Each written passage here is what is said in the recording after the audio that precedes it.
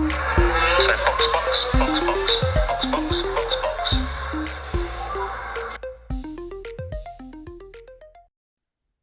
Hi, my name is Rochelle and you're listening to Box F1 Pod. So apologies for the awkward timing of this episode.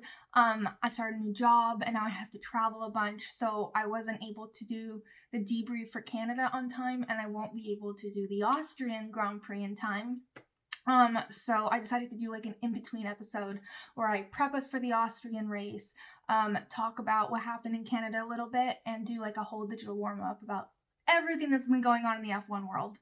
I'm very sorry. I should be back on schedule right after Austria, back for Silverstone.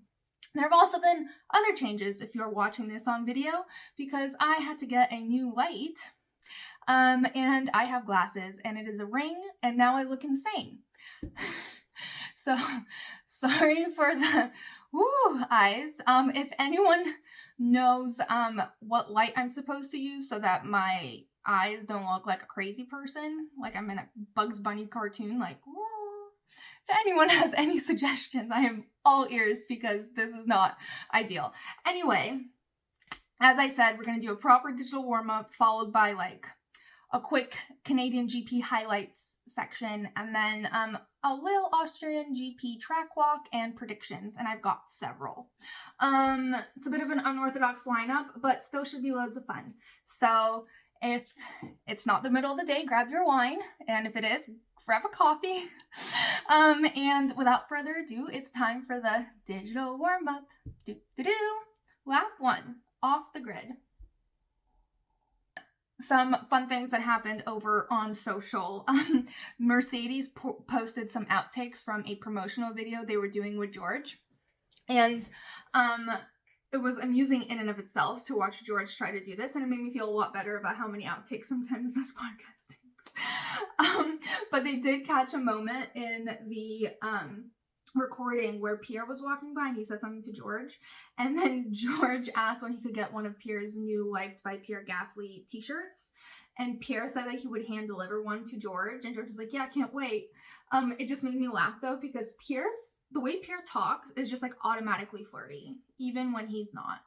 Like, even when he's like, yeah, I'll get you a t-shirt, it just sounds flirty. You know where he would thrive? The Love Island villa. Like, he would be quality content in the Love Island villa. I've started watching Love Island again recently, so it's like top of mind, but he is top tier. There wasn't, if anyone's watching Love Island, by the way, there was a George at the very beginning of this season who actually gave me so much George Russell vibes. You know, the word George and British, like truly, like, I was like, I feel like this is what George Russell would act like in Villa. Anyway, moving on from Love Island. There was another hilarious video posted of Lance walking through the paddock and like all the media trying to talk to him, and we all know how Lance feels about media.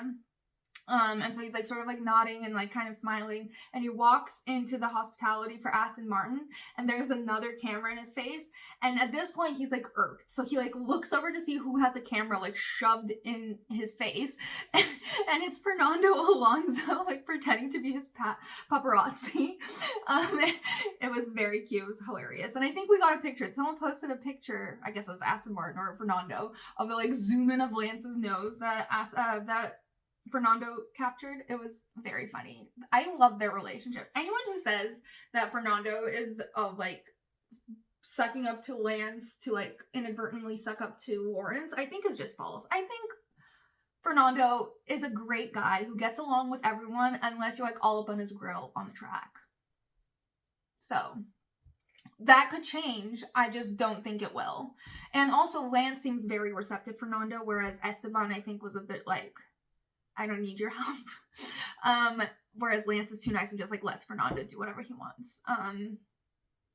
So I think they're a really good partnership. I think they're a good friendship.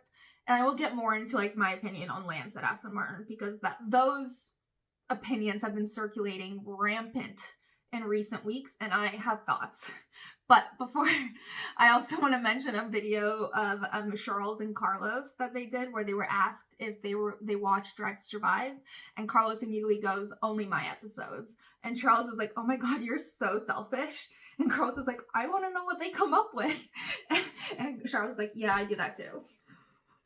Like, held on to that for like half a second. It's like, yeah, I also only watch for myself. I'm pretty sure they all do. They have probably zero interest in Drive to Survive. Although I would want to watch. I want to know how everyone else is portrayed. I don't know. I think being in the gossip wouldn't stop me from wanting to hear how the gossip's portrayed, you know?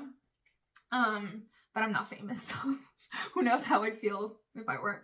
And just a quick shout out, not a video, but Valtteri Bottas posted a picture of him on holiday where it's just an incredible shot of his bare butt in the middle of like a Finnish lake, and it's iconic.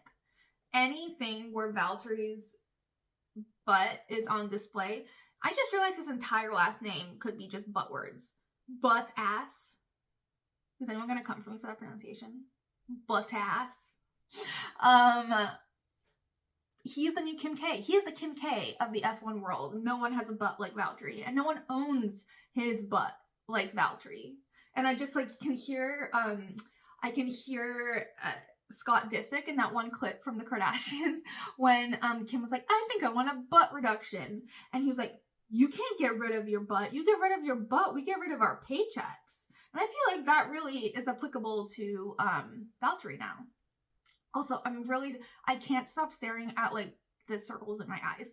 Please, if anyone knows how to get a light that will not make that happen, I will be eternally grateful because I look wackadoodle. Whack-a-doodle. Isn't that a sound? That is a sound, isn't it? Anyway, this is an unhinged episode already. Moving on.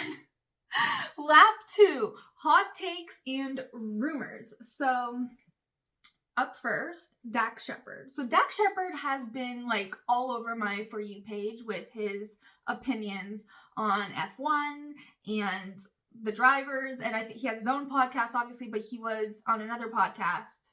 The Red Flags one? I might have made that up. He was on a podcast. I will link the clip so you will know which podcast it is. But anyway, the first thing he said was where he was talking about something that he was asked who he thinks would be great on screen. And he immediately says that Charles Leclerc would be a great actor if he had reduced speaking lines. Hilarious. I too think that Charles would struggle with scripted lines. It would take several takes. Not a dig at Charles, but like, he's there for his looks, isn't he? Not for his ability to deliver and memorize lines. He also said Yuki would make a great comedy star in like a buddy cop comedy situation, which I love. That is great take. Great take. Another thing he was asked is who he would not want to leave his wife alone in a room with.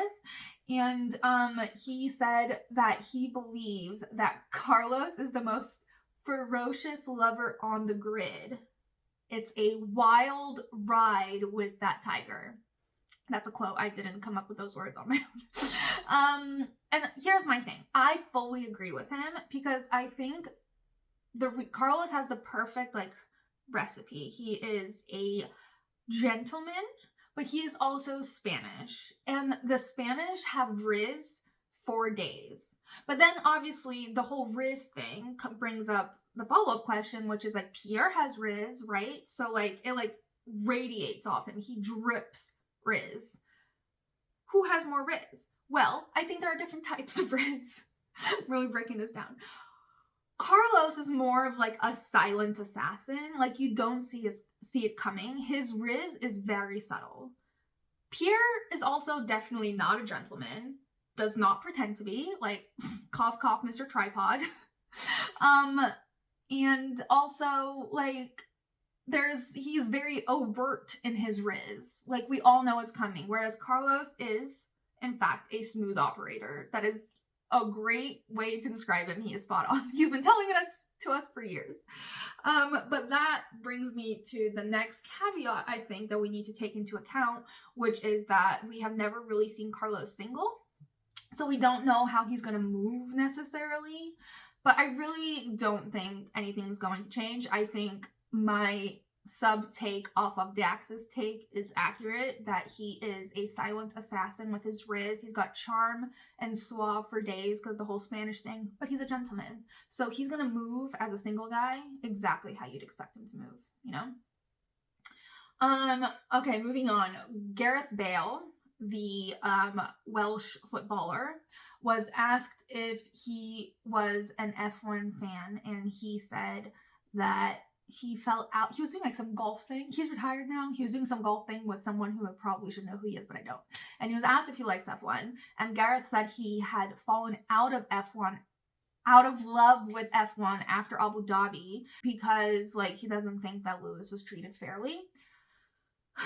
And after that, like, he also said like the integrity of the sport was like lost and all of that stuff. And then hashtag F1XED, like F1 fix, started trending again, and people got re-annoyed about this. And like, I understand why people are annoyed, you know? I understand the issues. I understand being frustrated with the FIA. I understand like the vague interpretation of rules and how entertainment seems to trump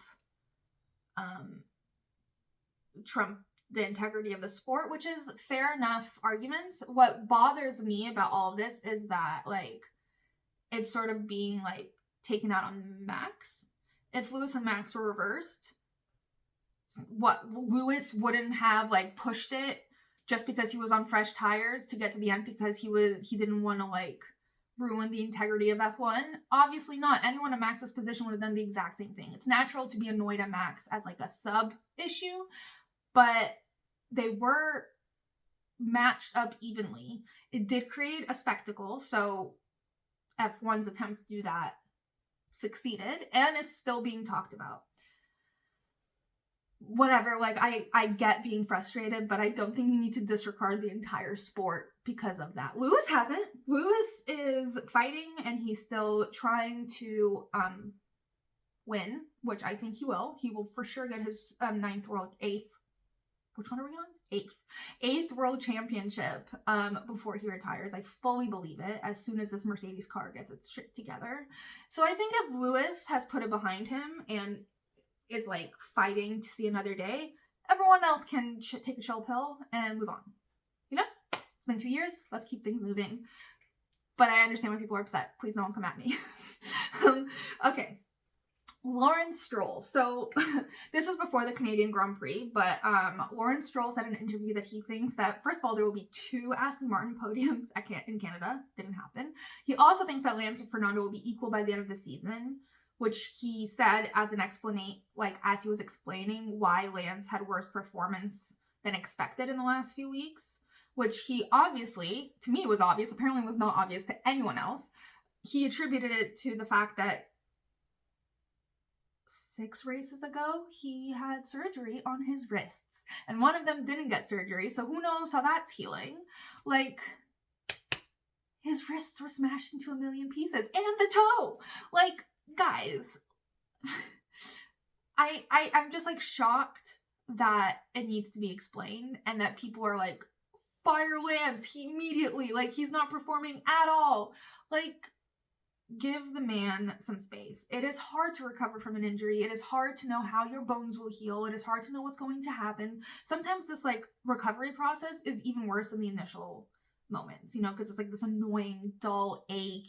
Something might go numb. Something might happen to the nerve. You never know what's going to happen. You don't know what's going on with Lance's hands. It's unfair to judge his performance fully on just him being shit, which I think is like vehemently unfair, especially since so many of the issues he's had in the last few weeks were down to bad luck.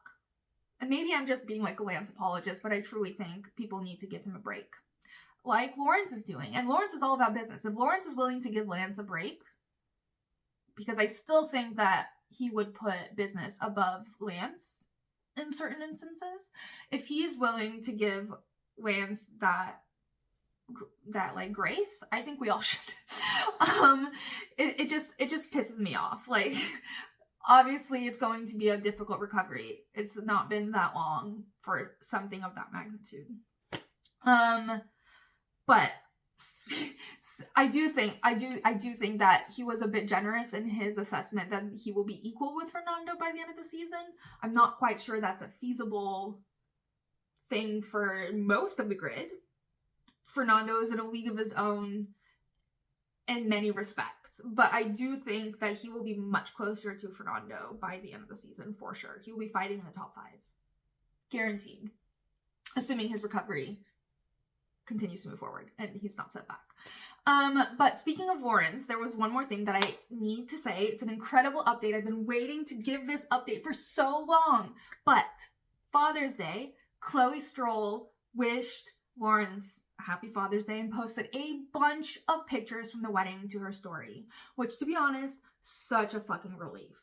Such a fucking relief, because like I was honestly like, the question of whether Lawrence attended was still hanging over my head. Yeah, we got the little shot of him in the corner of something where there was a big man with a white beard and we're like, that's Lawrence, but now we know for sure. And guys, the pictures were so cute. Lawrence is literally crying in all of them. It's just such relief that he's a good father, you know? At least Chloe, he's a great father. And also, I think my friend Lexi pointed out that they were probably trolling us at this point because the pictures were great. They could have easily made it into the million wedding dumps that we got. Strolling us. Get it? Anyway. Rest assured, I can firmly confirm that not only did he provide his credit card and his yacht, he also showed up and cried a whole bunch. Love this for Lawrence. Love this for me, that I can continue with my narrative of Lawrence that I built in my head. All right. Moving on, the FIA. So, some hot takes from the FIA was that way back at the Barcelona GP, aka like 2 weeks ago, Neymar Jr., the footballer, was apparently like stood on the grass at the edge of the grid as the formation lap was starting, which is like, if this was 1965, that would be child's play. It's not. We take safety very seriously now. Can't even climb fences to like cheer someone on. I'm being very dramatic. It's probably a good thing that we don't want people standing so close to moving F1 cars, especially since we now know that there are apparently 3 drivers on the grid with terrible spatial awareness and could have easily flattened Neymar Jr. in seconds. Shout out George. Anyway, so the FIA will be reconsidering how they approach the grid walks and what safety precautions they will administer now to make sure it's more safe. Honestly, I don't know why this is a discussion. I feel like it's very obvious what needs to happen. They just need to end the grid walk earlier and not start the formation lap until everyone is off the grid. Duh. Like, how is this a conversation? It's such an obvious, simple fix. But then again, the FIA doesn't, like, believe in easy, obvious fixes. So, TBD on what's going to happen with that. I really hope they don't get rid of the grid walks in general, though. That's, like, a huge part in getting people involved and, like, seeing Brundle, like, accost celebrities is important for us in this culture. Anyway, some rumors that have been circulating all around. Silly season rumors are in full swing despite it being, that was June. So it's like a month earlier, but still. Some seats are like potentially actually threatened. Some are just people being dramatic. But here's a brief rundown of whose seat is being questioned. So Nick DeVries has not really improved his performance. So his replacements are still rumored to be Daniel Ricciardo or Logan Lawson. By the way, Logan Lawson sounds like it's the secret identity of a Marvel superhero, doesn't it? Anyway, I still think that Nick should be given some grace since it's his first year in F1. AlphaTauri sucks ass, so like, let's give the guy some breathing space and not threaten to take his job away every 2 seconds. Because that can't help performance either, can it? Like, if someone's been like, you're gonna be fired if you don't do better. I don't think I would do better if someone told me I'd be fired any second if I don't improve, you know? There are also rumors that Logan Sargent will be replaced. His performance has also been subpar at best. Both of them have not scored any points yet. But also Logan, particularly compared to Alex Albon.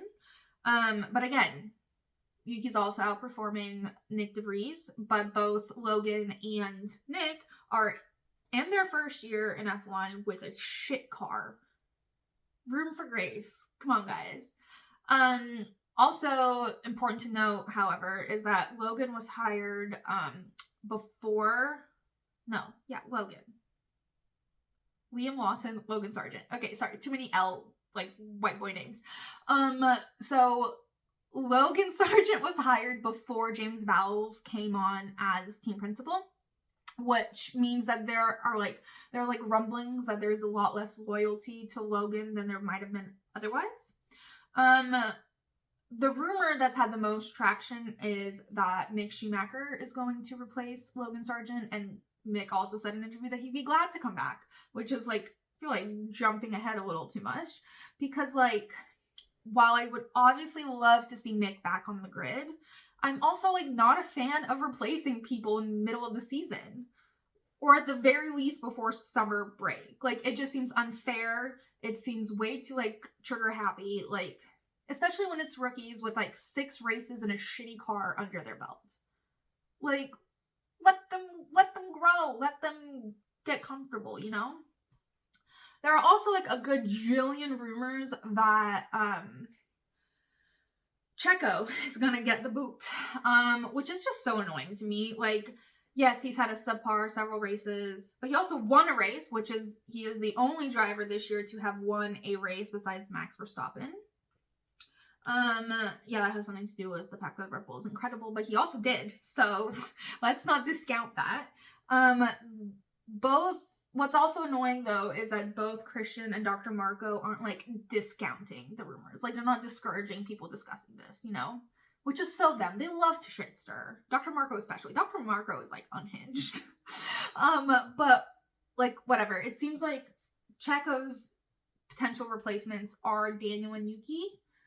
They're the most talked about, at least. Daniel, reserve driver. Yuki, I don't think he's ready for the second seat at Red Bull. I think it's going to take a long time for anyone on the grid to be ready for the second seat at Red Bull, because I do in fact think that Checo fully belongs in the D2 spot at Red Bull. So anyway, I hate these rumblings, and I hate that Checo has to go through this every fucking year, because it is deeply unfair and it cannot possibly help anyone's performance. It can't.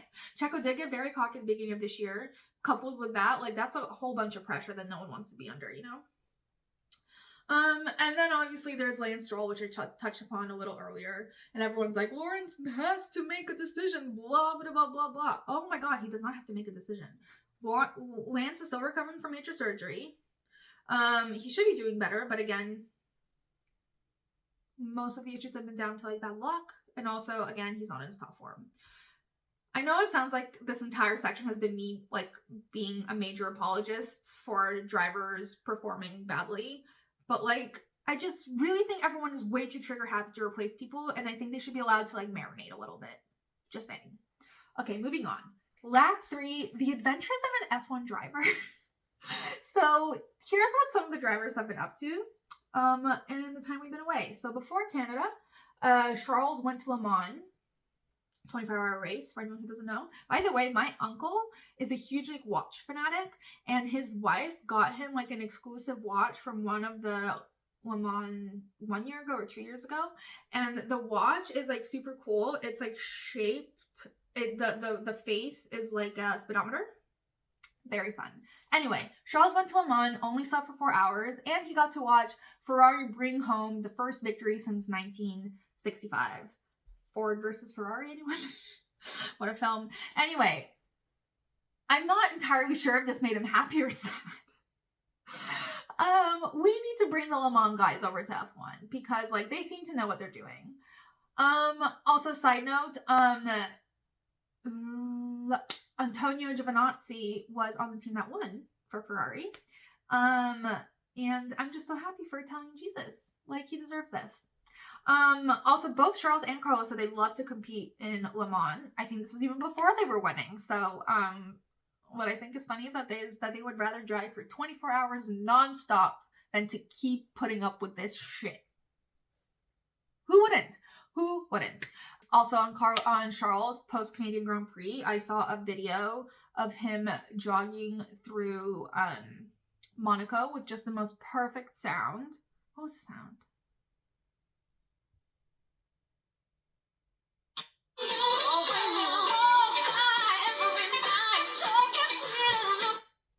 Oh, Charles. I could watch him walk by every night looking fine for days. 4 days. Also, for some reason, speaking of walking by every night looking fine, there were, for some reason, like a lot of footage of drivers arriving to the front of a hotel in Montreal. Specifically, the Ferrari drivers climbing in and out of cars, which are so low to the ground. They're literally doing a full-ass squat to the ground every time. Like, my knees hurt watching them. But we saw Carlos and Charles both arrive. But the funny thing is when Charles arrived, he got out of his car and immediately started to say hi to fans. And then I guess someone in the corner just goes, "Hi, Charles." And he looks around and is so startled because it's just Alex and Lily casually standing there amongst this, like, gaggle of fans watching Charles greet everyone. And why is no one reacting to Alex and Lily? I understand the reaction to Charles, but Alex and Lily are right there. Lily is right there. Hello. I don't think I would have any chill if I were in the presence of Lily. She is the coolest. Anyway, Pierre has had quite a sporty adventure over the last few weeks. He was at the French Open final for Djokovic, saw him win. He was at the football match for the French national team, and this was funny. Laurent Rossi, head of Alpine, commented on the photo. I'm not gonna attempt to read the French. I mean, I can attempt to read the French. Tu n'appelles plus les amis quand tu vas au stade? Really good, I know. Basically, he's like, you're not taking your friends with you? And, like, honestly, the audacity for Laurent to shit all over Pierre, all over him in the media, and then be like, where's my invite to your, like, non-work related activities? Dead at the audacity. Also, Pierre attended not a sport activity. He attended the Louis Vuitton show, Pharrell's Louis Vuitton show on the Giant Bridge, with Kika. Sat front row, and at first I was like, whoa, how did Pierre score a front row seat at a Louis Vuitton show that also had, like, Beyonce and Zendaya and Rihanna? But then I realized that the front row was literally the entire length of a bridge, so there was space for Pierre to sit up front. He looked great though, loved his outfit, which is actually a great transition into Lewis. So before the Canadian Grand Prix, Lewis and Tom Holland were spotted getting dinner together in New York City. That's all. That's the entire update, but it was just cute, especially because, like, Tom is obsessed with Lewis, loves Lewis. So it was cute to see them, like, walking away from dinner. Since Canada, Lewis has also been making his rounds at Paris Fashion Week. He was at the same Louis Vuitton show where Zendaya was. He's had a very Spider-Man-y Gen Z few weeks. Where at the Louis Vuitton show, he hung out with the Smith siblings, Willow and Jaden. He's friends with Will, so whatever. He sat with them, and then also Tyler, the creator, sat with them. They had a cute little photo op together. Love that for him. I do. He also has gone to the Wales Bonner show, where I think he sat next to Naomi Campbell. Big things happening for Lewis. And also Lewis looks great at all of these shows, but then again, like, we know that Lewis can wear a runway fit like nobody's business, so not a huge surprise, but I'm loving to see him, like, mingle with all the fashion icons. It's great. Speaking of fashion icons, Guan Yu was at the Dior show, since we're talking about Paris Fashion Week, which, by the way, was a hilarious show. I'm pretty sure that all the models popped up onto the runway at this exact same time, and then went back down. I think that was the whole show. I don't think anyone actually walked. Great stuff. But speaking of Guan Yu's fashion, he did a segment with Sky where he and Ted Kravitz spent the day together. And they went to work out, they got hot pot, and most importantly, they did some shopping where Guan Yu dressed Ted Kravitz in the most ridiculous outfit, just, like, fully decked him out in the most absurd thing he could find. And it was very much giving the same energy as James Corden doing the carpool karaoke with Harry Styles and, like, trying on the same fits as him, be like, this just doesn't work on me. Same thing. I wish Guan Yu had put on the same outfit and they walked side by side, because that would have been hilarious to see. Kudos to Ted for even attempting that outfit. It was insane. Lap 4, Wags.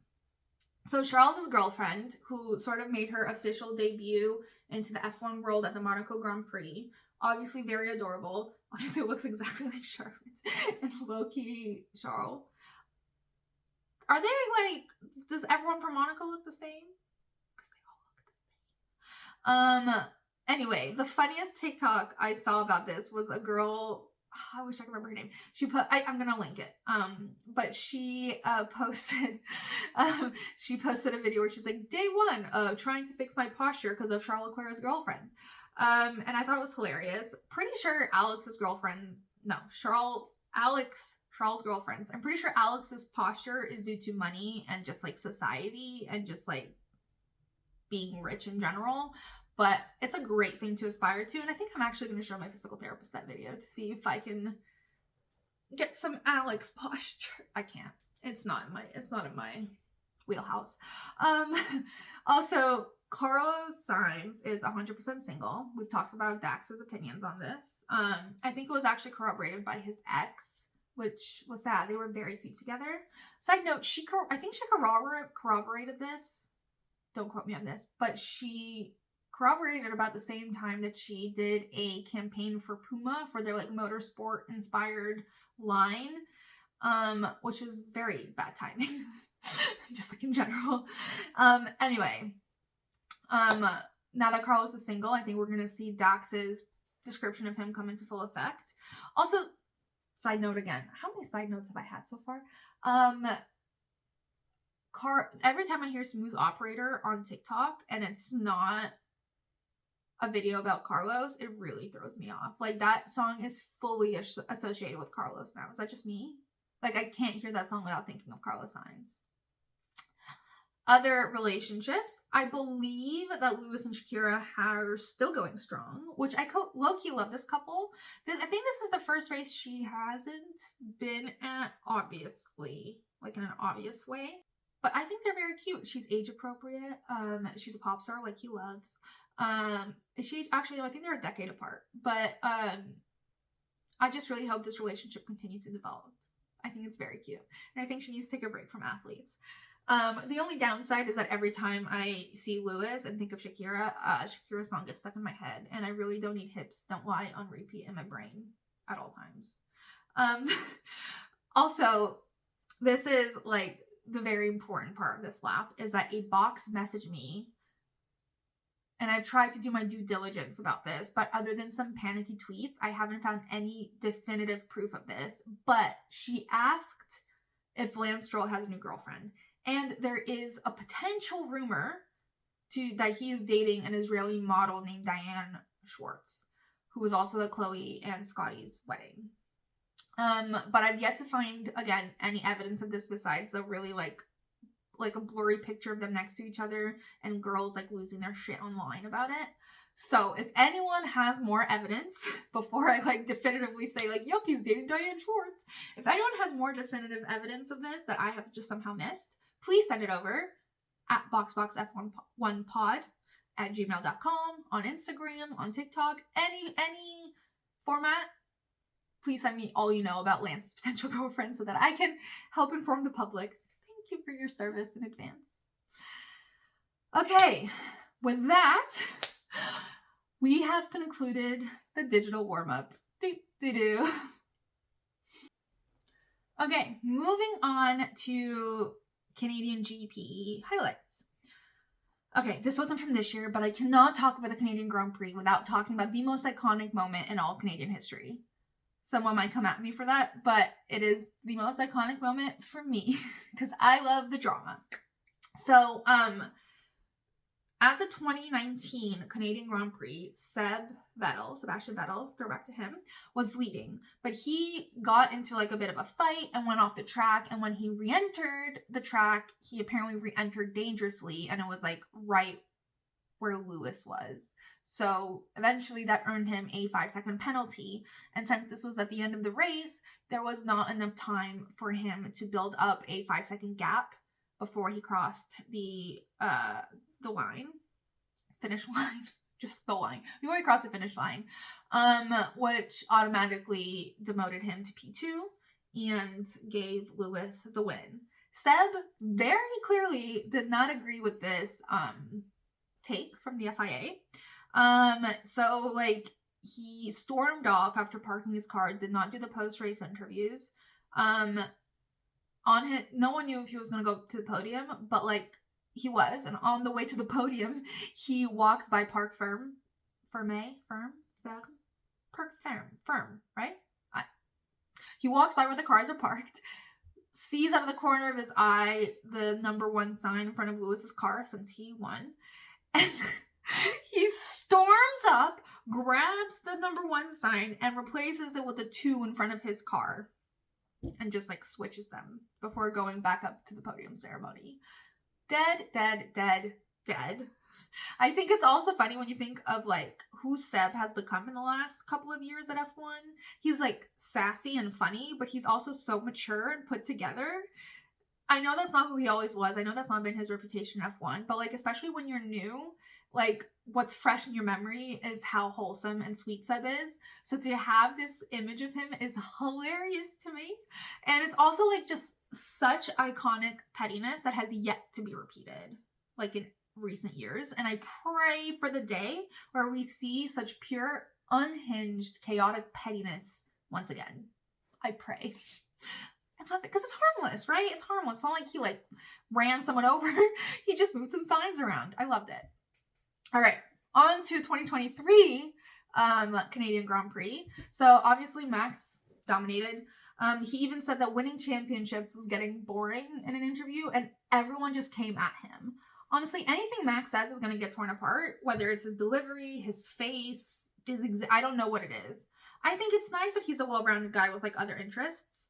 And also, like, who the fuck wouldn't be bored when you're just like cruising along by yourself with like no one even like potentially like challenging your win? Who wouldn't be bored?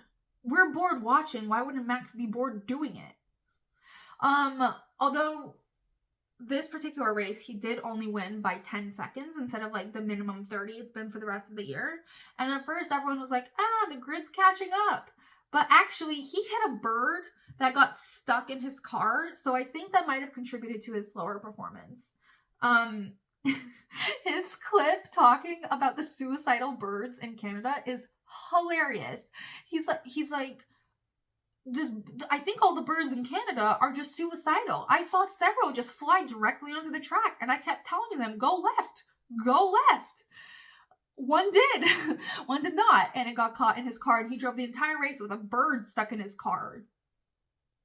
For some reason, the way I'm imagining this is like, you know, in Shrek when Fiona sings and like kills that bird, and it just like explodes, like she's like and the bird's like That's how I imagine this bird dying. It is horrifying, but also low-key hilarious, especially when he's talking about them as like suicidal birds, just like direct. We've heard about the suicidal beavers in Canada, but now apparently the nature is out of control, apparently, in Montreal. Anyway, Ferrari. So I don't know if this is a hot take or not, but like everyone's like, woohoo, Ferrari's strategy didn't suck. But like, I think what actually happened is that Ferrari just listened to their drivers. Like, I'm pretty sure at one point, they told Carlos to box, and Carlos was like, no, I don't think we should box. And then they just listened to him. Because, like, they're still not providing great options for strategy. The car is still porpoising like mad. Like, if you watch the Ferrari cars, it like hurts your head. They're just like da-da-da-da-da-da-da-da. So nothing's actually been solved besides like they listened to their drivers, or what actually I think happened is that the drivers stopped listening to them and just did what they wanted. We still got the debrief at the end of the race, which clearly means that they weren't that satisfied, even though both Charles and Carlos shouted at the team. Carlos went so far as to say that we should be giving credit to the team when we're so quick to call them out when things go wrong. He's like, you should be giving credit to the team. I think saying Ferrari finally got it right is a bit generous for this situation. Charles and Carlos finally stood their ground is more like what happened. Really, Ferrari wasn't allowed to get it wrong. That's what happened. Moving on, George Russell. So George Russell was the first person to crash when he just like rammed into the wall out of nowhere, caused the yellow flag. There were rims and debris flying everywhere. Miraculously, he somehow made it back out on track and almost actually finished the race, but he eventually had to DNF. The car wasn't able to hack it. I think this is so funny, and many people have pointed out, but it's so funny to me. After Barcelona, he made a very direct and very aggressive comment that was quote, maybe 3 drivers on the grid who you wouldn't feel comfortable going against. There's a trust between most of the drivers. I don't think those 3 drivers have the spatial awareness of others, end quote. And then he promptly hit the wall. What's so comical about this is that not only was this the first crash after his comment, which was caused by him accidentally slamming into the wall, he has a very, very torrid history of like randomly colliding with drivers, walls, specifically at the start. Like if there's any driver that lacks spatial awareness, it is 100% George Russell. And yet it's unclear and highly unlikely that he counts himself among the 3 that he name dropped, or not name dropped, but alluded at. Overall, hilarious though. Lacking spatial awareness is like George's middle name. Have you seen him at a start? He's chaotic AF. Anyway, Lando Norris was given a penalty for unsportsmanlike behavior, and the commentators were super flabbergasted about this because apparently Lando is one of the nicest drivers on the grid. Which, I mean, like, let's be honest, sportsmanlike behavior, nicest driver on the grid are not synonymous with each other. We have all heard Lando sass. And Lando and the Lando girlies can say that it's misunderstood all they want, but the dude's got edge to a lot of his comments, which isn't like a bad thing necessarily, but it's true. He can be rude. Whether it's intentional, unintentional, meant to be a joke, meant to be like whatever, he says some rude stuff. Don't come at me. Anyways, this situation in particular was annoying because unsportsmanlike is super vague. This particular penalty was for driving deliberately slowly during a safety car to give enough time for both McLarens to pit, which is a bit of like an assumption on the FIA's part. Like they could have just given him a penalty for driving unnecessarily slowly, but you're supposed to drive slowly during the safety car. Whatever. This is a rule that I might not be fully aware of, fine, but like make the penalty about the rule, not just unsportsmanlike behavior. That implies that there isn't like a specific rule about the situation. You can't just have like an umbrella rule for stuff you don't like. I guess you can. I guess they can do whatever they want, but it also just seems like you need a lot of premeditation for like slowing down to that extent and somehow being able to communicate that on the radio. I don't know, whatever. In the theme of vagueness, though, Lando's radio message about the penalty was, like, equally open-ended. The engineer goes, you have a 5-second penalty. And Lando goes, for what? And the engineer goes, I'll tell you later. And Lando goes, or you could tell me now. And the engineer goes, no, I'll tell you later. See? Sass. Which, to be fair, I understand. I would also be like, can you just tell me now? But I think the engineers were like, what the fuck is unsportsmanlike behavior? We should probably sort this out. To be fair, though, this entire thing was followed up by, like, the sassiest drive ever, as Lando, like, did some multiple, like, saucy overtake attempts. Some successful, some less so. But he was still trying to overtake as he crossed the finish line. Like, he was on a roll. It's great to see him so feisty. I love when a driver gets feisty. It's great. He probably would have been feistier if he got told that he was being unsportsmanlike. But whatever. That smoothly segues into the next installment of this drama, which moved over to Instagram when F1 made a post about his unsportsmanlike behavior penalty, and Lando commented on the posting, writing, "Throw him in the slammer."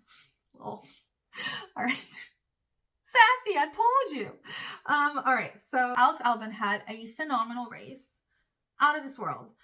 He held up like a DRS train for like half the race. There was like 7 cars stuck behind him, and like one tiny mistake and he would have lost a shit ton of places. And Alex won, and he also, let's not forget, during qualifying, he had an exceptional performance. He was the only one to predict the tires correctly. He was the fastest in Q2. I think if he had been given the opportunity to do a fast lap, Lord knows where he would have ended up in Q3. So like truly like exceptional work from Alex this weekend, especially since we've all seen the Williams underbelly.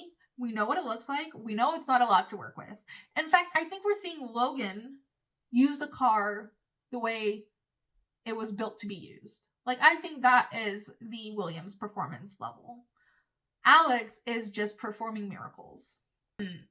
He won driver of the day, and I will support that forever and always. He's a dreamboat of a driver.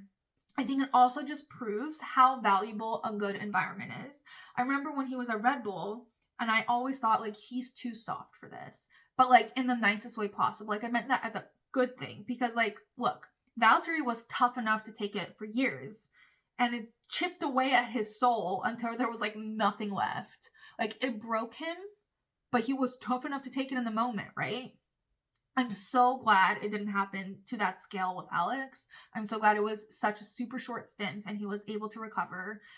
And he's now able to be in an environment that respects him, supports him, where he can thrive. And he is thriving. We can finally see the full potential of Alex. Actually, not the full potential. We're seeing so much potential from him with a car that's not allowing him to exercise his full potential. Imagine Alex in a car where he could do that. Imagine. Anyway. The last thing I want to talk about from the Canadian Grand Prix is the Lewis, Max, Fernando enemies to lover trope. So, like, Lewis has well-documented feuds with both Max and Fernando, and yet we've witnessed somewhat of a 180 when it comes to how these drivers interact. To me, it's a very obvious enemies to lover trope. We have the cool-down room chats. We have the selfie Lewis snapped at the press conference, which also made it to his grid. We have him talking about what an honor it is to be a part of this podium, which actually, in his defense, it is super cool that there is like 11 world championships between the three of them. Very awesome. And I'm also like, I personally am very happy and like susceptible to fall victim to like this rose-tinted image of them all being friends. But there are so many whispers of mind games.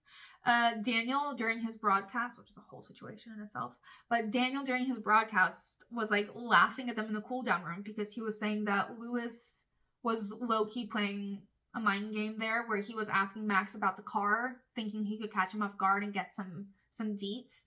It didn't work. Not because I think Max caught on to the mind game, but also I think that's how he would have responded to it. Dias, friend of the pod, my friend from the UK, said that Lewis has realized that there's no point in being mad when you're not competing with someone, and that this entire relationship between Max and Lewis is like one giant orchestrated mind game of like keep your friends close and your enemies closer, so that by the time Lewis catches up in speed to Fernando and Max, they won't see it coming. I'm going to posit a theory, though, that it's, like, somewhere in between here. Like, yes, I think Lewis has realized there's no point in being mad. Time has passed. They're not really competing, etc., etc. Some of it, however, might be a mind game. Like, I'll accept Daniel's theory about, like, getting info on the car. But in terms of, like, a long game, mind game situation, Fernando and Max are not really the people you could successfully mind game. Like, I don't think being friendly with Max is going to change anything at all for Max. Like, he's just gonna keep driving, right? Just keep driving. My name's Maxie. Here's my story. I live for the sim and I'm still gonna win. You can't mind game Max because he's just like not paying attention enough to know you're mind gaming him. Also, Fernando is the king of fucking mind games. Forget King of Spain. He's the king of fucking mind games. Like, let's take a moment, just specifically from this race, to appreciate when Lewis was released from his pit stop right in front of Fernando in the pit lane. And to be fair, it was close.